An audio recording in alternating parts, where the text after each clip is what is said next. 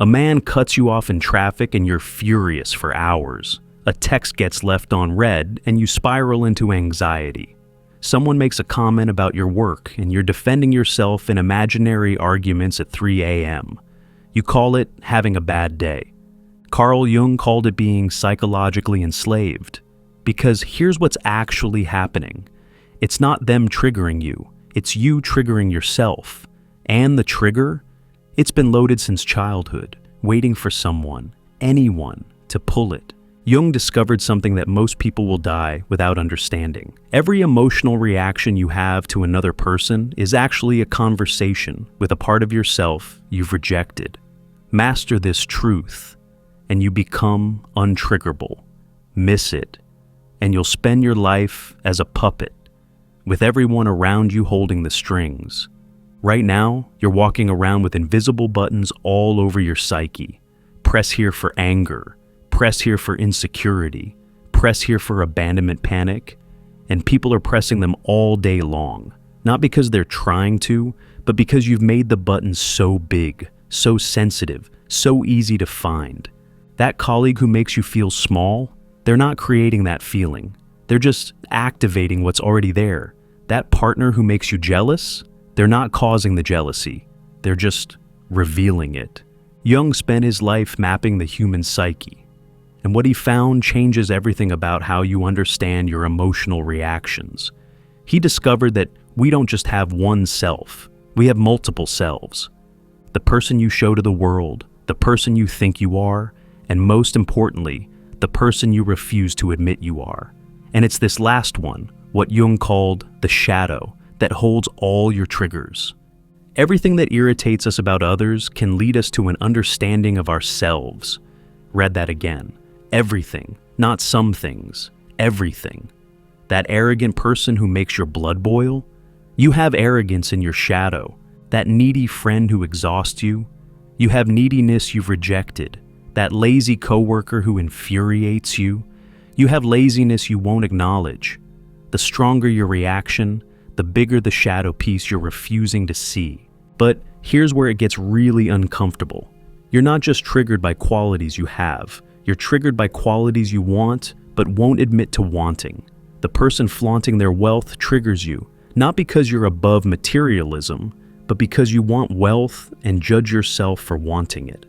The person getting attention triggers you, not because you're humble, but because you crave attention and shame yourself for craving it.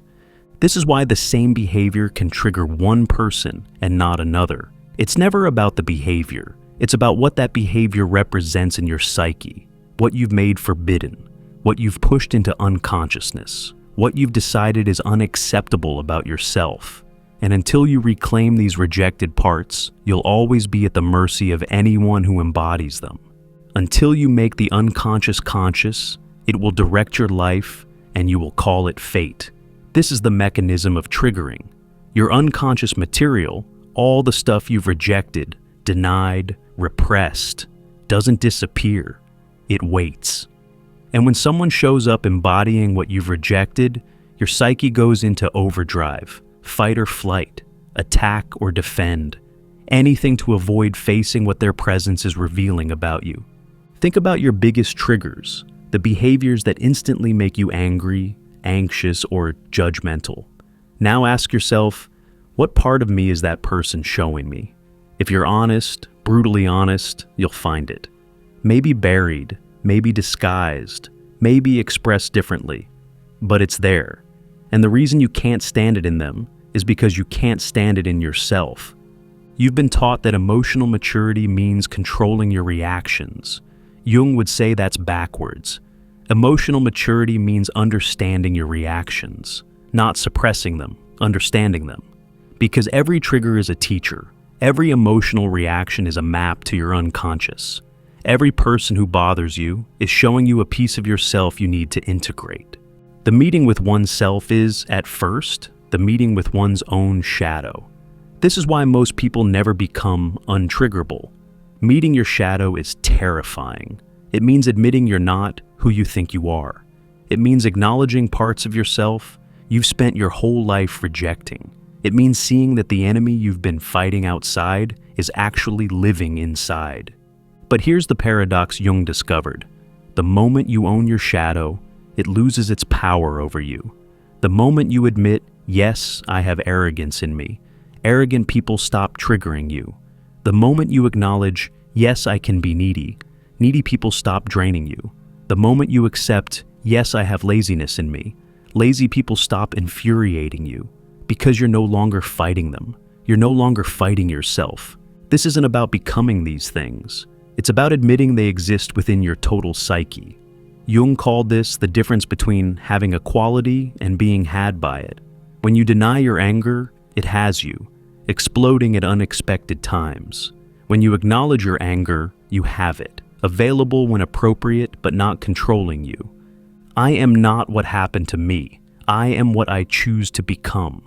But you can't choose when you're being run by unconscious programs. And that's what triggers are.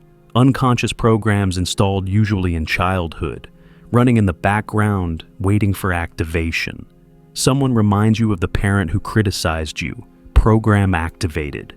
Someone treats you like you're invisible, childhood wound activated. Someone achieves what you were told you couldn't, suppressed dream activated. The world isn't triggering you, the world is revealing you. Every emotional reaction is showing you where you're not free, where you're still running childhood software, where you're still protecting old wounds, where you're still believing old stories about what's acceptable and what's not. And as long as these programs run unconsciously, anyone can trigger you by accidentally pressing the right combination of buttons. Everything about other people that doesn't satisfy us helps us to better understand ourselves. Jung wasn't suggesting navel-gazing, he was offering freedom. Because when you understand what triggers you and why, you can't be manipulated. When you know your shadows, no one can use them against you. When you've integrated your rejected parts, there's nothing for others to hook into. This is why the most triggering people in your life are often your greatest teachers. Not because they're wise, but because they're mirrors. They show you what you refuse to see. They embody what you refuse to accept. They live out what you refuse to acknowledge. And your emotional reaction to them is proportional to how much you've rejected that quality in yourself. But integration isn't about becoming everything you've rejected. It's about acknowledging that you contain all human possibilities. The saint contains the sinner.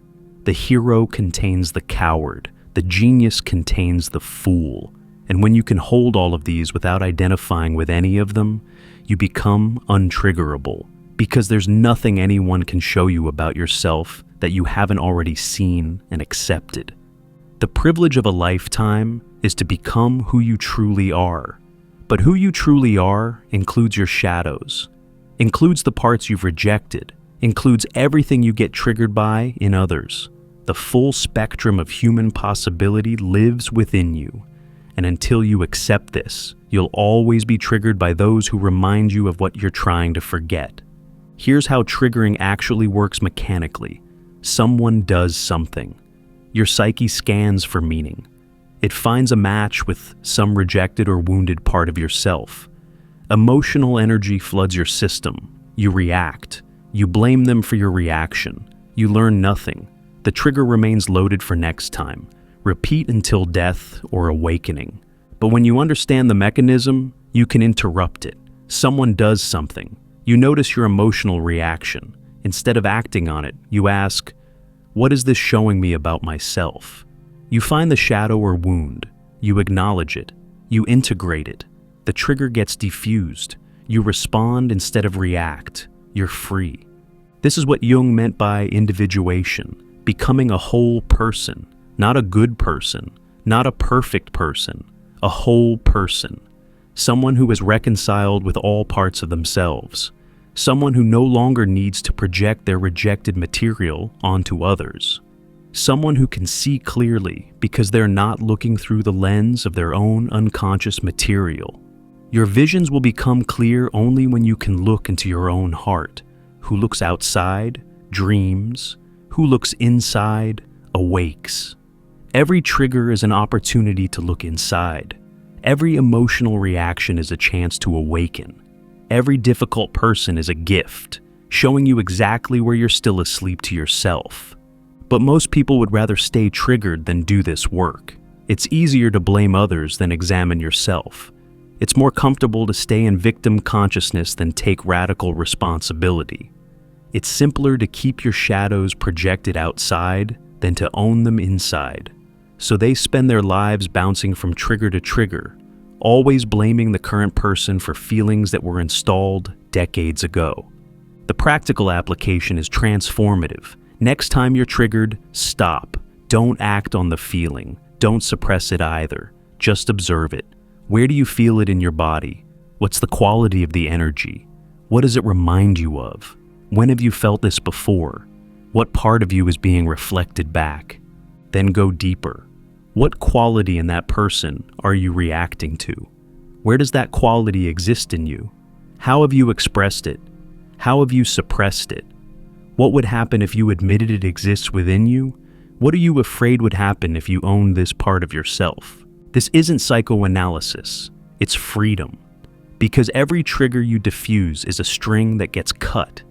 Every shadow you integrate is a button that gets removed. Every projection you take back is power you reclaim. And slowly, interaction by interaction, you become untriggerable, not because you're numb, but because you're whole. Show me a sane man and I will cure him for you. Jung understood that what we call sanity is often just successful repression. We've pushed away so much of ourselves that we appear stable, but put us around someone who embodies what we've rejected, and watch the sanity crumble. Watch the emotional reactions explode. Watch the careful persona crack. True psychological health isn't about being triggered less. It's about understanding your triggers more. It's about knowing yourself so deeply that nothing anyone does surprises you about your reactions. It's about having such a complete relationship with your own psyche that others can't introduce you to parts of yourself you've never met. This is the difference between emotional management and emotional mastery. Management is controlling your reactions. Mastery is understanding them so completely that there's nothing to control. Management is holding your tongue when triggered. Mastery is being curious about why you're triggered. Management is behavioral. Mastery is psychological. We cannot change anything until we accept it. Condemnation does not liberate, it oppresses. This is why fighting your triggers never works. The more you condemn your reactions, the stronger they become. The more you judge yourself for being triggered, the more triggerable you become. But when you accept that triggers are teachers, when you welcome them as opportunities for self-discovery, they transform from enemies into allies. The most psychologically free people aren't those who never get triggered. They're those who use every trigger as information, who treat every emotional reaction as data about their inner world, who see every difficult person as a mirror, showing them something they need to see. They're not trying to become untriggerable. They're trying to become conscious. And consciousness naturally leads to being untriggerable, not as a goal, but as a byproduct. When you know yourself completely, others can't show you anything new about yourself. When you've integrated your shadows, others can't hook you with projections. When you've healed your wounds, others can't activate old pain. You become psychologically sovereign. This is what Jung offered humanity, not a way to control emotions, but a way to understand them. Not a method for avoiding triggers, but a framework for learning from them. Not a path to being less human, but a journey to being fully human, including all the parts, especially the parts that get triggered. Because here's the ultimate truth. The people who trigger you most are showing you where you're not yet free, where you're still imprisoned by old stories, old wounds, old rejections of yourself. They're not your enemies, they're your liberators. Not because they're trying to help you, but because they're revealing exactly where you need to help yourself. The man who cut you off in traffic, he's showing you your own impatience. The woman who left you on red, she's revealing your need for validation. The colleague who criticized your work, they're pointing to your fragile self-worth. Each trigger is a doorway. Walk through it, and you find a piece of yourself you've been missing. This is the work, not avoiding difficult people, but learning from them. Not managing reactions, but understanding them.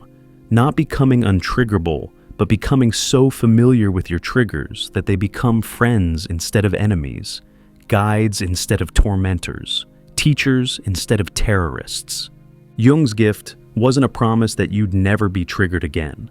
It was a map for understanding why you're triggered, a framework for turning emotional reactions into self-knowledge, a method for becoming whole by including what you've excluded, a path to freedom through integration rather than amputation.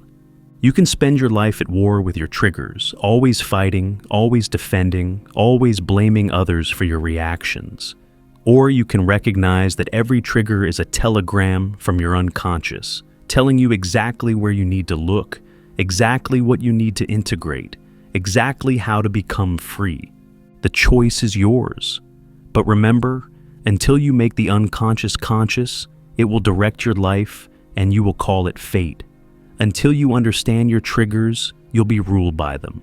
Until you integrate your shadows, you'll see them everywhere but where they actually are, inside you. The world is full of people waiting to trigger you, not because they're malicious, but because they're human, and humans are mirrors for other humans. The question isn't whether you'll be triggered. The question is whether you'll use those triggers to know yourself or to keep running from yourself. Jung knew the answer. The triggers never stop coming, but when you understand what he understood, they stop controlling you. They become invitations instead of invasions, opportunities instead of obstacles, gifts instead of attacks. And that's when you become truly untriggerable. Not because nothing affects you, but because everything that affects you teaches you. Not because you're above human reaction, but because you understand human reaction so deeply that you're no longer enslaved by it. The shadow awaits. The triggers are loaded. The teachers are everywhere. Will you keep fighting them, or will you finally learn from them? The choice is always yours. But now you know what Jung knew. The enemy was never outside. The battle was always within. And victory comes not from defeating your shadows, but from embracing them. That's the secret. That's the freedom. That's the transformation waiting on the other side of every trigger. If you understand this, no one can trigger you. If you understand this, you're finally free.